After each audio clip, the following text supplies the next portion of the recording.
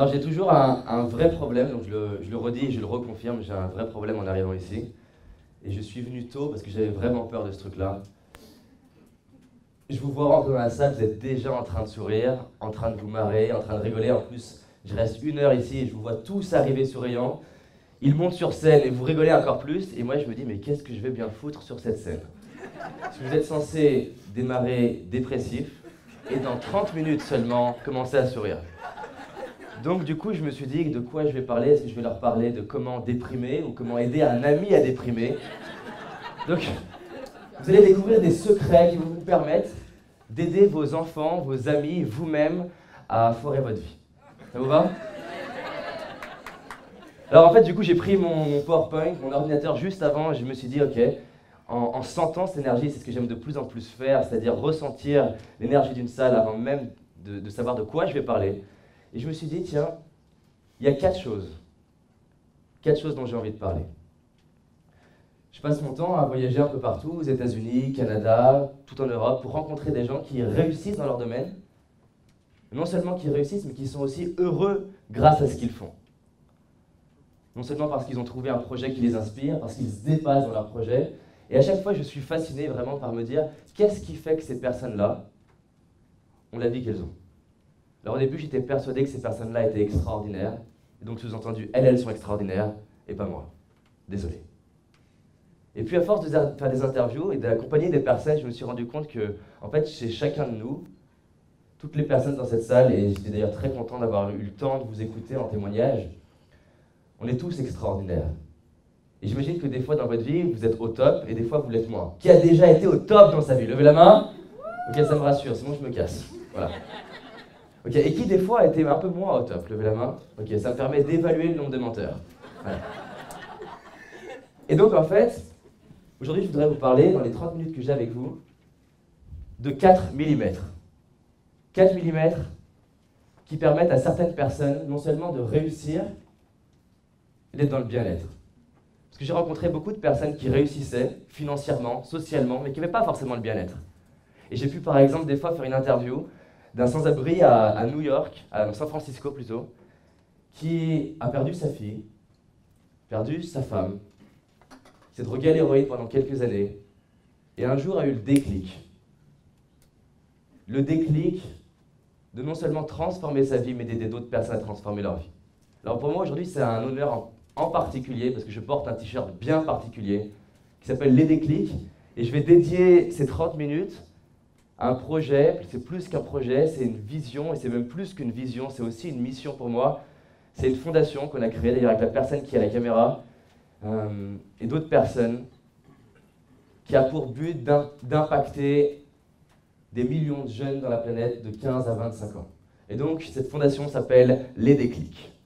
Alors pourquoi je dédie cette fondation, ce speech à cette fondation? C'est parce qu'elle est étroitement liée à ce dont je vais vous parler aujourd'hui. D'avoir le déclic. Le déclic de peut-être faire passer votre vie à 4 mm au-dessus.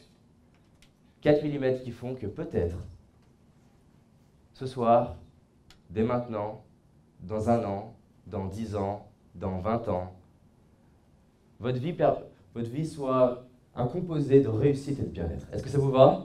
Oui. Ah, vous commencez à déprimer, c'est pas mal.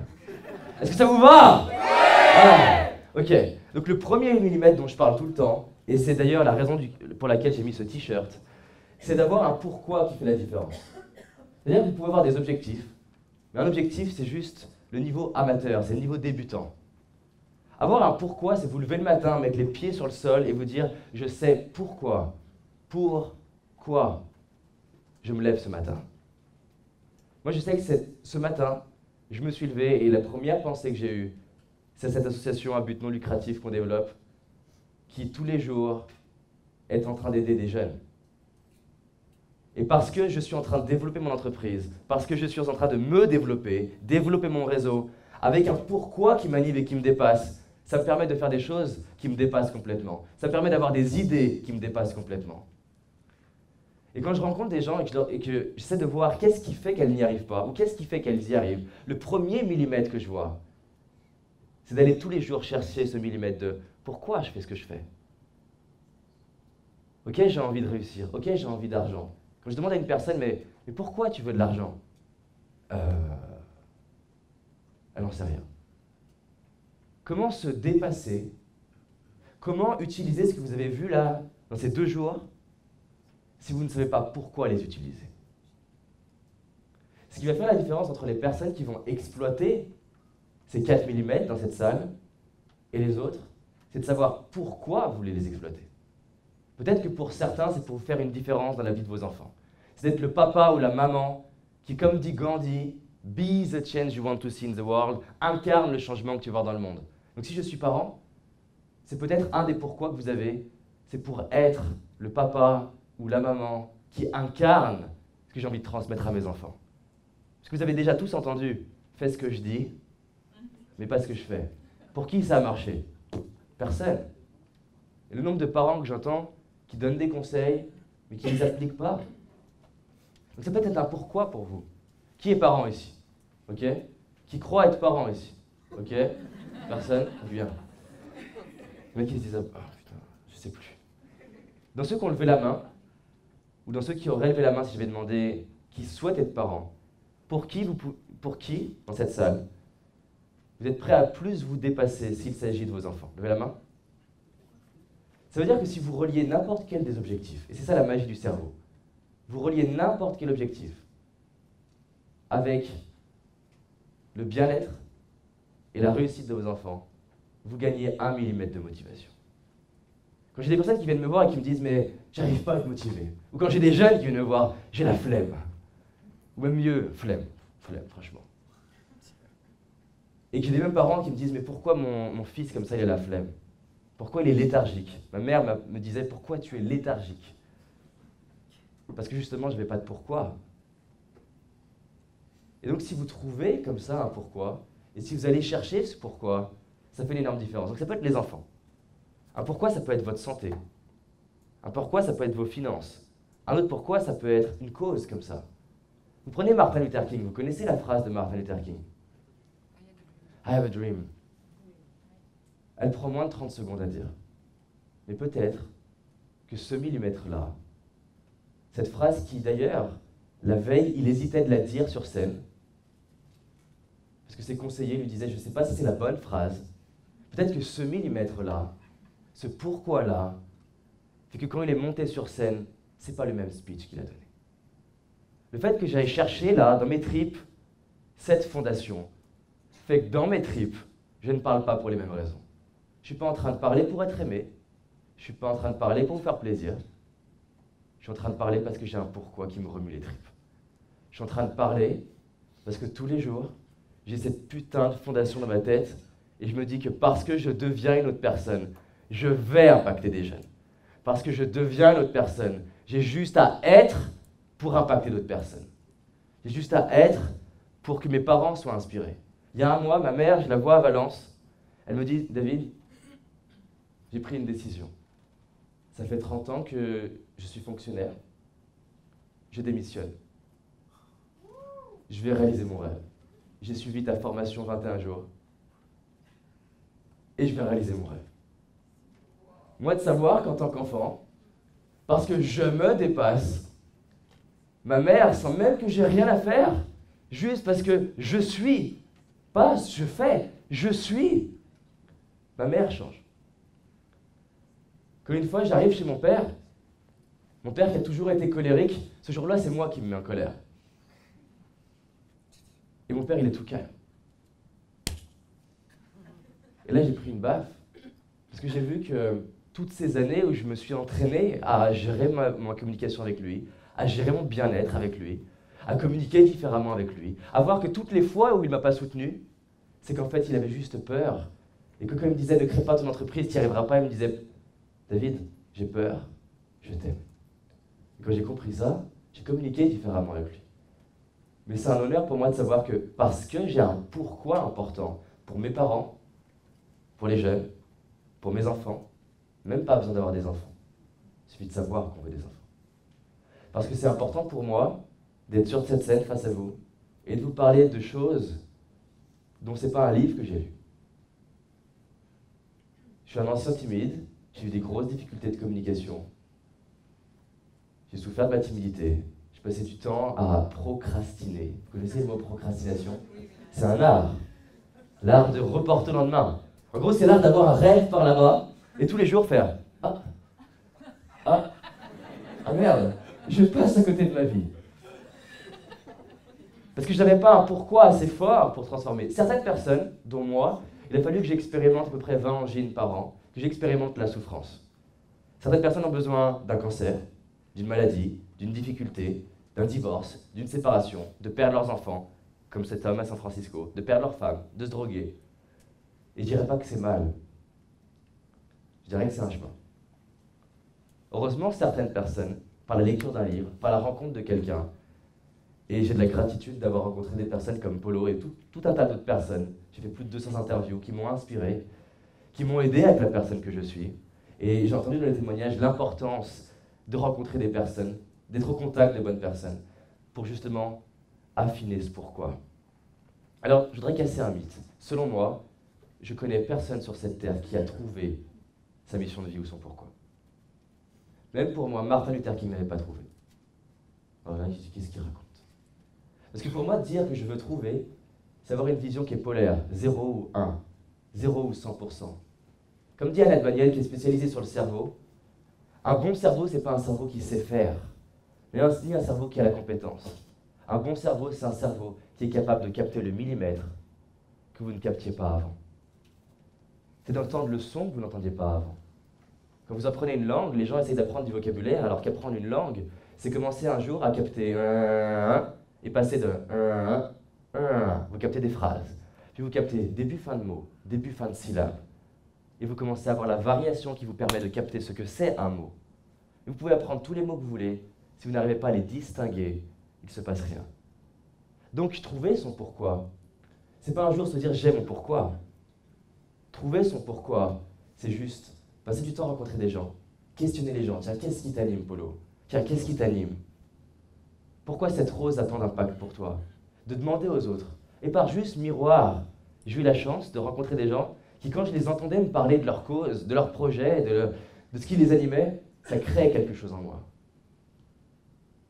Par exemple, quand je regarde les vidéos de Free the Children, qui est une fondation américaine, je ne l'explique pas pourquoi j'ai des larmes qui tombent. Mon mental, ancien ingénieur, essaye de comprendre pourquoi j'ai des larmes qui arrivent, mais je ne le comprends pas. C'est comme ça. Donc, je vais rencontrer des gens, discuter avec certaines personnes, et je vais commencer à affiner. En fait, je dirais que Martin Luther King n'avait pas trouvé son pourquoi, il avait juste beaucoup plus trouvé que la plupart des gens. Je dirais que je n'ai pas trouvé mon pourquoi, je dirais que j'ai juste beaucoup plus trouvé qu'il y a 5 ans, 10 ans. Le 12 avril 2012, j'ai fait un énorme pas sur mon pourquoi. Le 12 avril 2012, sans savoir vraiment pourquoi je faisais ça, juste parce que ça m'animait un peu plus que d'habitude. On a organisé avec Chris, avec Ismail, avec Anne-Rose, d'autres personnes, un événement avec 200 jeunes. Et je ne sais pas pourquoi. Quand les jeunes sont partis, je me suis effondré. Ça n'avait rien à voir avec la reconnaissance sociale, ils n'étaient plus dans la salle. J'étais tout seul. Le soir du 12 avril, j'avais une conférence pour adultes. Cette conférence a été filmée. On en a fait un teaser. Cette teaser a été envoyée à Anthony Robbins. Anthony Robbins a vu ce teaser. Vous connaissez Anthony Robbins? Anthony Robbins a dit « Je veux te rencontrer ». Pourquoi? Parce que ce jour-là, ce 12 avril 2012, j'étais pas la même personne. Je faisais pas les choses pour être aimé. Je faisais pas les choses pour que vous appréciez ma conférence. Je l'ai fait plein de fois, ce truc-là. Je faisais les choses parce que dans mes tripes, j'avais un message à partager. Un message que là, tous, chacun de vous, si vous vous connectez à ce qui est important pour vous, et que vous allez chercher comme ça en rencontrant des gens, qu'est-ce qui vous anime? Vous faites du sport, ça m'anime. Et je vais aller un peu plus vers ce truc-là. Vous connaissez le jeu pour enfants? Chaud, froid. Chaud, froid, vous connaissez? Et c'est le même truc, trouver sa mission de vie. C'est, tiens, ça m'anime un peu plus, j'y vais. J'aime animer des grandes salles. J'ai envie d'animer Bercy. Est-ce que c'est sûr que Bercy va le nourrir? Non. Ce qui est sûr, c'est que quand il l'imagine, ça le nourrisse.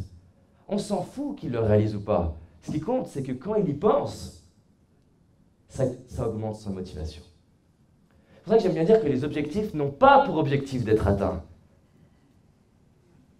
Les objectifs ont pour objectif de créer suffisamment de stimulation en moi pour m'aider à faire le 2e millimètre. des petits pas. Les gens attendent d'avoir une grande réussite pour célébrer. Regardez un enfant.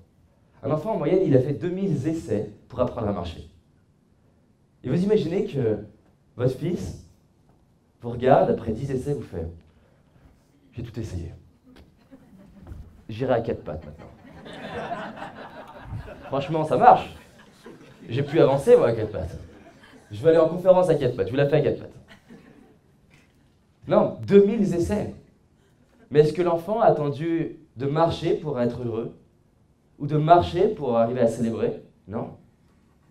Par contre, si vous commencez à attendre des grandes réussites pour être fier de vous, en fait, c'est comme si vous prenez votre estime de vous-même et vous faites tapis avec. Vous faites tapis. Si l'objectif est atteint, votre estime augmente. Si votre objectif n'est pas atteint, votre estime de vous-même baisse. Alors que si vous faites un petit pas, non pas pour l'atteinte de l'objectif, mais si vous faites un petit pas, et notez bien cette phrase dans votre tête, si vous faites un petit pas pour devenir une nouvelle version de vous-même, en étant une autre personne, vous ne faites plus les mêmes choses, vous n'avez plus les mêmes idées, vous ne rencontrez plus les mêmes personnes, vous ne parlez pas de la même façon. Ce qui me permet d'arriver sur cette scène. J'ai aucune idée de ce que j'allais dire 5 minutes avant de monter sur scène. Et clairement, j'ai fait mon PowerPoint juste dans la salle. Et j'ai eu cette idée des 4 mm ce matin. C'est parce que je sais que je suis. J'ai pas appris à faire une bonne conférence. Je sais que ce que je vais dire va être juste parce que j'ai juste à être moi-même. Quand j'ai fait ma première conférence devant 300 personnes à Boston, aux États-Unis, j'étais tétanisé. Vous imaginez, je suis un expert sur la confiance en soi et je suis tétanisé. Je suis désolé. Et j'avais vraiment peur. Mais ce qui me permet de faire ce petit pas, c'est justement de savoir que, 1, ce n'est pas parce que je stresse que je ne réussirai pas. 2, que ma vraie fierté, elle ne sera pas quand je vais descendre de scène, elle ne sera pas par rapport aux applaudissements, ni à la qualité de ma conférence. Ma vraie fierté, elle est déjà d'être dans cette salle, à Boston, et d'avoir eu le courage de dire oui avec un anglais de merde. Et j'avais peur. Je voyais tous ces conférenciers américains qui ont plusieurs attributs. 1, ils sont américains. 2, ils sont américains, donc ils parlent anglais. Et 3, ils ont des années d'expérience. 300 personnes, 300 businessmen. Et là, je me dis, mais qu'est-ce que je fous là, moi? En plein milieu de ces conférenciers pendant 2 jours. Et j'ai le stress, surtout sur la confiance en soi. Je me dis, mais un peu que je déglutisse, un peu que j'y arrive pas, je suis pas crédible. Et là, je reviens sur qui je suis. Et là, je prends mon PowerPoint, je l'écrase et j'en fais un nouveau. Et je marque en gros, passer à l'action sans attendre d'être parfait. Et ça, avec un anglais de merde, je suis crédible. Et donc forcément, le petit pas devient beaucoup plus simple. Vous êtes d'accord? Et donc, à partir du moment où j'ai fait ça, j'étais fier de moi. Et mon estime de moi augmente de pas en pas, parce que je suis comme un enfant qui arrive à célébrer chacun de ces petits pas. Qu'est-ce qui se passerait dans votre vie si à chaque fois que vous faites une action, un coup de téléphone, un truc de différent? Là, j'ai vu 4 personnes qui sont venues. Pour certaines personnes, c'était moins confortable. Pour moi, avoir même pris la décision d'y aller, si d'habitude vous ne la prenez pas, c'est un petit pas. Monter sur scène, là, parler, c'est un petit pas. Exprimer la zone de vulnérabilité, bravo, c'est un petit pas. Parler à des personnes, parler aux gens de la salle, c'est un petit pas. Le nombre de gens qui viennent me voir et me disent « David, mais comment ça se fait que tu communiques comme ça? Comment ça se fait que tu es si à l'aise ?» Et quand je leur raconte que j'ai passé des heures et des heures à aller parler à la boulangère, au boucher, en m'entraînant à parler différemment, non pas pour avoir un résultat au final, parce que rien que ce petit pas est un résultat. Hier, on était à la fête de la musique et on avait perdu Ismail Satki, qui est un des fondateurs de l'association. Et donc, vous imaginez le nombre de personnes. Et là, on discute avec Chris et on se dit, et si on le faisait appeler dans toute la fête de la musique?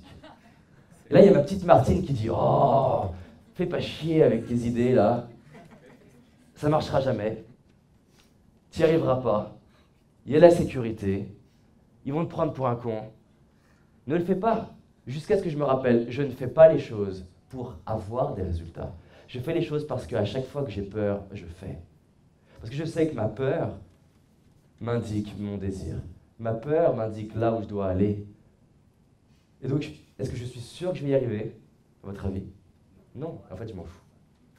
Je sais que rien que d'y aller, je deviens une nouvelle personne. Quand par exemple les gens me demandent « Mais pourquoi tu demandes plus de haricots au restaurant? Tu pourrais te payer des haricots. » Ils ne comprennent pas. Je ne demande pas des haricots au restaurant pour obtenir des haricots, pour obtenir 1,50 € de réduction. Parce que comment, à votre avis, je peux à un moment donné négocier un contrat à 10 000 €, à 100 000 €, à 1 million d'euros, si déjà je stresse pour demander des haricots au restaurant? Vous êtes d'accord? Donc là, hier, j'étais chez Paul. Vous connaissez Paul? Je prends un sandwich et je prends un truc aux légumes. Et là, je me dis, demande un café.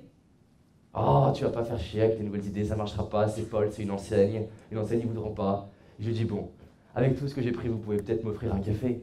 Et là, il me répond, naturellement, avec un sourire comme ça, et dit comme ça, bien sûr, je vous offre un café. Et je m'en fous du café en soi. Ce qui m'intéresse, c'est que je m'entraîne à demander, je m'entraîne à faire ce petit pas, dans le but de relier mes petits pas de plus en plus avec mon pourquoi. Et donc là, on va parler à la régie, ils me disent, désolé, ça ne marchera pas. La sécurité est là, la sécurité ne voudra jamais. Et effectivement, j'ai ma petite voix intérieure, et on passe la régie, on passe le premier mec de la sécurité, on passe le deuxième mec de la sécurité, on passe le mec qui est le responsable de l'endroit où il y avait, donc responsable de la fête de la musique à cet endroit-là. Et ça a juste bloqué parce que le musicien a commencé, mais j'ai pu valider qu'il y a 4 personnes qui m'ont dit oui, alors que la première personne m'avait dit c'est pas possible. Et j'adore remettre en question ce qui n'est pas possible. J'adore quand à la poste on me dit c'est pas possible. Et je me dis, s'il y en a là-haut, vous connaissez les politiques, qui arrivent à ouvrir des voies qui sont censées pas s'ouvrir, pourquoi pas moi? Pourquoi pas vous? S'il y a tant de personnes, 200 interviews, des gens normaux, basiques, qui réalisent leurs rêves, qui ne sont pas extraordinaires en soi, ils ont juste décidé d'activer leurs zones extraordinaires, pourquoi pas vous? Mais la clé, c'est que je fais tous les jours des petits pas. Et quand je ne les fais pas tous les jours, je ne me fouette pas. Je me dis c'est génial, et je me pose des bonnes questions. Et je refais un petit pas. Plein de fois dans ma vie, j'ai mis 1 semaine ou 2 semaines à faire des petits pas. Ce qui compte, c'est pas de faire des petits pas. Ce qui compte, c'est combien de temps je mets à me remettre sur mon chemin. Centré avec mon pourquoi. Ça vous parle? Mais encore une fois, pas besoin d'avoir trouvé son pourquoi. Il suffit de passer à l'action, de rencontrer des gens, d'être juste curieux comme un enfant, de poser des questions comme un enfant. Ça me fait rire. Les enfants posent un max de questions et les adultes leur disent « Arrête de poser des questions ». Alors que le secret de la réussite du bien-être, de l'évolution et de l'apprentissage, c'est d'être une machine à questions. Je suis une machine à questions. Pourquoi j'adore autant faire des interviews? Parce que je les questionne. Parce que je creuse. Comment tu fonctionnes? Comment tu penses? Qu'est-ce que tu te dis quand tu as peur? Qu'est-ce que tu manges? Qu'est-ce que tu lis? Et je m'intéresse à eux. Quand je suis dans un taxi, je m'intéresse à ce taxi. Et c'est fou tout ce que j'apprends avec des gens qui sont soit considérés comme extraordinaires ou des gens qui ne sont pas considérés comme extraordinaires. Mais c'est fou comment j'apprends. Mon 3e millimètre, et c'est un millimètre que je développe plus récemment, mais qui me permet, non pas cette fois la phase de la réussite, mais l'autre phase, c'est le millimètre de la gratitude. Alors, dans le développement personnel, tout le monde connaît la gratitude. Je vais être honnête avec vous, j'étais un type positif et un gros dépressif en même temps. J'ai découvert le développement personnel, j'étais en mode bisounours world. C'est génial! J'ai un potentiel illimité! Je suis extraordinaire! Je peux faire des grandes choses! Un jour, j'aurai une grande entreprise! J'aime la vie. Et à chaque fois que je me disais, j'y arrive pas, je me fouettais un bon coup tout seul. Dès que je me mettais en colère, je disais, putain, fais chier, pourquoi je suis en colère? Et je me retrouvais à être plus en colère depuis que j'étais un mec positif. Incroyable quand même. Alors non pas que je dis que le développement personnel n'est pas bien, mais j'avais juste ouvert la phase de la lumière. La lumière c'est bien, l'ombre c'est pas bien. Le soleil c'est bien, la nuit c'est pas bien. L'été c'est bien, l'hiver c'est pas bien. Le meilleur moyen de foirer votre vie, d'être malheureux, c'est qu'au moment où l'été commence à arriver, vous êtes déjà en train de vous dire, ouais mais l'hiver arrive bientôt. Au moment où l'hiver arrive, vous dites, ouais mais c'est chiant, il y a l'hiver. Là c'est pas mal. Si quand vous avez des échecs, vous dites, ah c'est pour ça que j'y arrive pas, c'est pour ça que vous n'y arrivez pas. Si échec, vous dites, qu'est-ce que j'ai à apprendre? En quoi cet échec m'aide à évoluer? Et comment je peux avoir de la gratitude dans cet échec? Là, pour moi, c'est la vraie gratitude. Pour moi, on passe de la gratitude conditionnelle. C'est facile d'être heureux quand nos enfants vont bien, les parents vont bien, la famille va bien, il y a de l'argent, il y a la santé. Tout le monde sait faire ça. Pas besoin de faire un stage de développement personnel pour être heureux quand tout va bien. Vous êtes d'accord? Alors à la limite, j'étais juste plus conscient et plus heureux quand ça allait bien. Mais quand ça allait pas, j'étais pas plus heureux. Et je me fouettais tout seul. Quand ça allait pas assez vite, je me fouettais tout seul. Et encore jusqu'il y a 2 ans, hein. Et c'est pour ça que je vous dis que c'est un truc récent. Et je préférerais vous dire, oui, j'ai été parfait, j'ai fait un stage, tout s'est intégré tout seul. Je passais beaucoup à l'action. Je me suis d'abord connecté à un pourquoi assez fort. Mais c'est aux États-Unis que j'ai vraiment compris que je pouvais avoir de la gratitude d'être qui je suis maintenant, tout en étant connecté à des rêves. Parce qu'avant, je me disais, mais si tu es connecté à des rêves, quelque part, c'est que ta vie ne va pas. Donc, gratitude et rêve sont incompatibles. Et tant que j'étais dans ce conflit-là, comme dit Einstein, le seul moyen de sortir d'un problème, c'est de s'élever. Parce que si vous voyez le problème du dessus, c'est plus un problème. Ce que les gens appelaient le problème, c'est juste une équation dont je ne sais pas encore comment la résoudre. Et j'ai trouvé comment la résoudre. Je peux avoir des rêves, des visions, remplir Bercy. Là, je pars aux États-Unis en septembre, je crée mon entreprise en septembre aux États-Unis. C'est un rêve. À 17 ans, je suis allé aux États-Unis. Et à 17 ans, je me suis promis, tu retourneras aux États-Unis. Alors, j'y suis retourné 4 fois depuis. Mais là, cette fois, c'est pas juste pour tester. Cette fois, je vais réaliser mon rêve. Est-ce que je suis sûr d'y arriver, honnêtement? Non. Est-ce que si je prends les statistiques, vu le nombre de conférenciers qu'il y a là-bas, c'est sûr que j'y arrive? Non.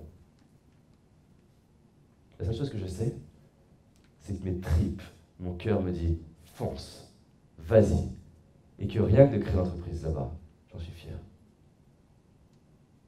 J'attends pas d'avoir 10 sur 10 de certitude pour y aller, j'attends d'avoir juste 10 sur 10 d'envie d'y aller pour y aller. Parce que oui, j'ai des peurs, mais je fais confiance, 1, dans mon pourquoi, 2, dans mes petits pas, et je vais faire des petits pas tous les jours aux États-Unis. 3, j'ai de la gratitude du fait que ça n'aille pas plus rapidement. La dernière fois, j'étais aux États-Unis, on discutait avec une femme à Los Angeles, et cette femme me dit, au fait, tu veux rencontrer Robbins, non? Si tu veux, je l'appelle et on le rencontre. Et je lui fais, non, c'est bon. Et là, Julie, là, qui est au fond, me regarde, ma copine me regarde, elle me dit, ah, de quoi tu viens de dire non? Je dis, non, c'est pas le bon timing. Et là, pour moi, j'ai validé que je ne suis plus la même personne. J'ai réalisé que je pouvais réussir, mais c'est bon, j'ai le temps. Parce que peut-être que de le rencontrer dans 6 mois avec une structure qui est mise en place, avec un anglais qui est meilleur, ce qui se passera sera beaucoup plus puissant. Parce que si j'attends le bon moment, peut-être que ce millimètre-là fera toute la différence. Donc il y a à faire des millimètres et il y a les bons millimètres. Et moi, le challenge que j'ai aujourd'hui, qui m'intéresse, qui me passionne, c'est comment est-ce que je fais pour avoir de la gratitude quand il n'y a rien qui fait que je peux avoir de la gratitude. J'adore me poser la question le matin. Comment ce serait cette journée si je venais de récupérer la vue aujourd'hui? J'ai fait un stage de théâtre, d'impro, et pendant 1 heure, on a marché dans Lyon avec des yeux bandés. Quand j'ai enlevé ce bandeau, j'ai jamais autant apprécié de ma vie, peut-être mis à part ma naissance, autant apprécié de ma vie la capacité à voir. J'ai vu du béton, j'ai dit « Waouh ! Waouh, du béton! Waouh, l'eau !» J'ai vu une vidéo du TED où la femme arrive, après 20 ans, à récupérer Louis. Je suis sûr que voir cette vidéo, ça m'a coupé la gorge, j'avais même plus à parler. Rien que la voir et l'entendre, le mélange de rire et de pleurs quand qu'elle réalise qu'elle arrive à nouveau à entendre. Moi, je me dis que si c'était ça mon matin, mon petit retard, le train que je vais rater, mon petit échec, ma conférence qui n'est pas 100% réussie, ma perte d'argent, franchement, j'en rigolerais. Vous êtes d'accord? Et donc, plus je développe ça, plus paradoxalement je réussis vite, grand, fort, et dans le bien-être. Et même si je vous dis que je ne suis pas à 100% certain, quand je me connecte à mon pourquoi, et quand je fais mes petits pas, là je passe à 1000% de certitude. Je sais que je vais cartonner aux États-Unis. Et j'accepte les 2 oscillations. J'accepte d'avoir les doutes, Et j'accepte d'avoir la foi. Et j'ai la foi. Tout comme des fois vous avez la foi, et des fois vous avez les doutes. Et les gens des fois font un séminaire, et à peine ça descend, disent « ça marche pas ». Mais peut-être que c'est ça l'entraînement. Vous allez prendre un cours de conduite, heureusement que c'est plus facile avec le moniteur. Et heureusement que sans le moniteur, c'est plus dur. Parce que c'est l'occasion de faire quoi? De se dépasser. De se dépasser et d'apprendre à valider soi-même. Vous êtes d'accord? Donc c'est normal que dans cette salle, vous vivez des émotions qui sont peut-être plus fortes que d'habitude. Et c'est normal qu'en sortant, ça descende. Sauf qu'il y en a qui vont se dire « oh, fait chier, ça descend. Ils ont foiré, ça n'a pas marché. » C'est pas miracle. Et merde! Et d'autres vont se dire, parce que clairement j'ai fait plein de stages où c'est descendu, je vais me dépasser et je vais prendre ma responsabilité et je vais garder ce dernier millimètre, qui est mon 4e millimètre, c'est que je vais prendre les rênes de mon mental pour faire en sorte que c'est moi qui vais recréer ce que j'ai ouvert avec les autres. Oui, j'ai besoin des autres, mais je ne dépends pas des autres. Les autres peuvent m'aider à valider des choses moi-même. Et ça ne m'empêche pas aujourd'hui de continuer de me former, d'être coaché, mais pas pour avoir les résultats que je voulais il y a 4 ans, pour aller gratter des nouveaux millimètres. Je crois qu'en fait, toute la puissance, elle est dans votre corps, elle est déjà là. Et au final, le rôle du mental, c'est peut-être juste ce millimètre d'autoriser le reste à faire, tout seul. Mon mental aujourd'hui a joué un seul rôle, accepter que mon corps fasse le reste. Et prendre les rênes de mon corps. Mais au final, si je suis à cheval et que j'ai les rênes, la puissance, elle n'est pas dans le pilote. Elle est dans le cheval, dans le corps. Là, c'est mes tripes qui vous parlent. Et mon mental, il permet juste de diriger ça, d'orienter ça. Je vais passer du contrôle de mon corps à juste la maîtrise de mon corps. Et aujourd'hui, j'adore jouer avec à la fois mon mental, mon corps, ma vulnérabilité, le fait d'avoir le droit de pleurer devant tout le monde, le fait d'avoir le droit d'avoir peur devant tout le monde, le fait d'avoir le droit de monter sur scène et dire « franchement, j'ai peur ». Alors quand j'ai pas peur, je vais pas dire « j'ai peur ». Aujourd'hui, j'avais pas peur. Mais j'ai laissé exprimer autre chose quand je vous ai parlé de la fondation. Donc pour résumer, il y a 4 millimètres que je vous invite à explorer. Non pas ce soir, non pas aujourd'hui, mais juste aujourd'hui, dans les jours qui suivent. Premier millimètre. Pourquoi? Passez du temps à voir ce qui vous fait vibrer, passez du temps à tester des nouvelles choses, explorer des nouveaux territoires. Allez là où vous n'allez pas d'habitude. Parce que, pour moi, c'est un fantasme d'espérer des nouveaux résultats si vous ne devenez pas une nouvelle personne.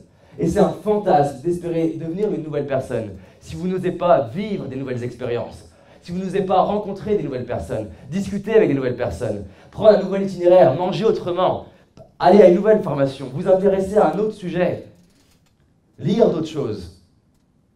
Moi, des fois, j'ai pris des baffes. Quand j'ai rencontré ce sans-abri à San Francisco, honnêtement, je ne voulais pas lui parler au début. Je me suis dit, pas envie de lui parler, il ne correspond pas au code de gens que je veux rencontrer aux États-Unis. Et la vie m'a mis une baffe d'humilité, parce que c'est peut-être une des plus belles rencontres que j'ai faites aux États-Unis. Ça ne veut pas dire que les milliardaires que j'ai rencontrés, ou les millionnaires que j'ai rencontrés, ou les conférenciers comme John Gray, Darren Hardy, PDG de Success Magazine, ne sont pas inspirants. Mais les deux sont inspirants. Parce que j'ai les deux en moi. J'ai la partie magique en moi. Et j'ai là aussi la partie des fois qui a peur et qui doute. Et moi, ce qui m'intéresse, c'est d'utiliser les deux. Parce que peut-être que mes peurs, c'est ce qui me rend humain. Peut-être que mes peurs, c'est le tremplin vers ma puissance. Et de fait que je m'autorise de tout vivre avec vous, mais ça me permet de créer des résultats que je n'arrivais même pas à imaginer avant. J'ai une bonne nouvelle pour moi. Je suis désolé, hein, c'est juste pour moi. Je suis fier de moi. Là, maintenant, je suis fier de moi. Et vous savez quoi? J'ai pas attendu maintenant pour être fier de moi. Ce matin, j'ai décidé. Avec mon mental. J'ai décidé parce que, 1, je me suis connecté au pourquoi. 2, c'est un petit pas, encore un autre petit pas. J'expérimente une nouvelle forme de conférence sur une durée qui est différente. J'ai fait mon petit pas. J'avais de la gratitude de le faire ce matin.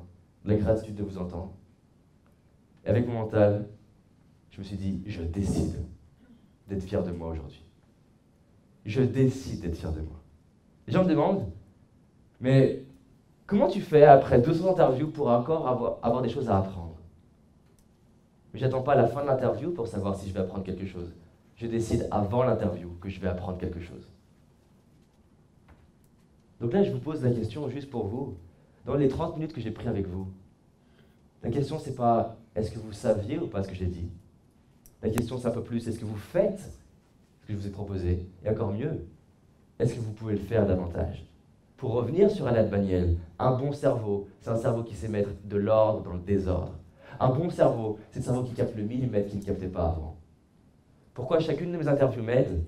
Parce que 99% d'interviews, je sais déjà ce qu'il me dit. Mais des fois, j'ai un mot, une idée, une question, ou peut-être une posture, une histoire, une façon de le dire, qui fait que je change ma vie d'1 millimètre. Ma vie en la changeant d'1 millimètre, c'est exactement comme au golf. Je change d'1 millimètre, c'est pas la même destination. Donc j'en ai strictement rien à faire de savoir si vous saviez ce que j'ai déjà dit. La seule question qui m'intéresse, c'est qu'est-ce que vous allez faire des 30 minutes que j'ai passées avec vous. Peu importe que vous ayez aimé ou pas, peu importe que vous aimiez ce séminaire ou pas, qu'est-ce que vous allez changer dans votre couple, finances, santé, avec les autres, communication, loisirs, spirituel, une cause, une contribution. Quel est le millimètre que vous allez changer à partir de maintenant? Et ça, la bonne nouvelle pour moi encore, c'est que ce que vous allez faire ou pas aujourd'hui, et je suis content d'avoir évolué, je m'en fous. Avant, je me disais, il faut que les gens changent. Et maintenant, j'ai compris, grâce à toutes les personnes que j'ai rencontrées, que la seule chose que je peux vous faire, c'est un partage. Tout le monde, j'aurais pu vous faire venir sur scène et vous auriez fait une conférence aussi bien que la mienne. Parce que vous avez tous et toutes réussi des choses. Mais vous pouvez en réussir d'autres si vous prenez ces 4 mm avec de la conscience. Et pour bien clôturer sur une phrase que j'adore, qui finit toutes mes conférences, c'est possible et ça commence maintenant! Alors, vous êtes extraordinaire, maintenant il est temps de vous autoriser à l'être, il est temps de laisser s'exprimer cette magie qui est en vous. Allez rayonner, allez faire en sorte que les personnes que vous rencontrez, vous soyez un cadeau pour elles. Souriez aux personnes, dégagez de l'amour pour les personnes. Une de mes fiertés d'hier, c'est d'aller à la boulangerie. Et ce jour-là, je me suis dit, tiens, elle a l'air vraiment rayonnante, cette personne qui m'a donné ce que je voulais. Et je lui ai donné juste 50 centimes. C'est rien dans ma tête, 50 centimes. Mais ce qui m'a touché, c'est de voir que peut-être, dans son rôle, personne ne lui donne ce petit pourboire. Et je me suis dit, waouh, c'est à moi que j'ai fait un cadeau. On était en séminaire, là, 5 jours, et on avait une dame à l'accueil qui, honnêtement, au début du séminaire, à l'accueil, faisait une sale gueule. Et de jour en jour, à lui dire bonjour avec un grand sourire, et merci avec un grand sourire. Puis tous mes participants qui le faisaient. Sur 5 jours, on leur a dit qu'elle avait fait le séminaire. Alors peut-être qu'elle écoutait derrière la porte. Et là, et franchement, ça m'a dépassé. Les choses me dépassent de plus en plus. Je vais lui demander un café, je m'amuse pour voir ce qui se passe. Et là, elle s'est dépassée pour aller voir son chef. Pour se trouver le moyen de faire un café, elle lui a ramené un café. Et j'ai halluciné. Donc tout ce qu'elle a fait juste pour moi. Je suis allé voir mon groupe et je lui ai dit en partant, est-ce que vous pouvez me faire un cadeau? De lui faire un énorme merci. Et là j'ai une participante qui me dit, mais elle part à 15h. Je ne sais pas ce qui m'a pris. Je lui ai dit, on va tous lui dire merci, maintenant. Tous les participants sont allés la voir. On lui a tous dit merci. Elle s'est effondrée en larmes. Je suis revenu dans la salle et je leur ai demandé à mes participants, qu'est-ce que ça vous a fait? Et quand je les ai remerciés, encore une fois, je ne savais pas ce qui allait m'arriver. C'est moi qui me suis effondré en larmes. De me dire que parce que je m'implique pour créer des séminaires, j'ai des gens dans mes salles que je vois rayonner. Et il y a une image que j'adore, c'est comme le Google Maps du bien-être. De me dire que là, ma salle, elle faisait peut-être 50 mètres carrés, mais peut-être qu'on a rayonné du bien-être à 10 km carrés, par les gens à qui on a parlé, par les gens qu'on a rencontrés. Et ce qui m'inspire, c'est de devenir la personne qui va faire en sorte, comme dit Gandhi, be the change you want to see in the world. Comme dit Will Smith, I wanna represent possibilities. J'ai envie dans ma vie de représenter ce qui est possible. Et je vous souhaite de même. Merci beaucoup.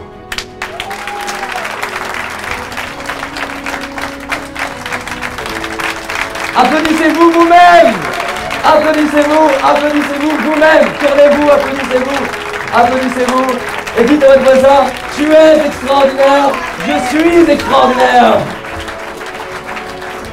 Christiane, David Laroche.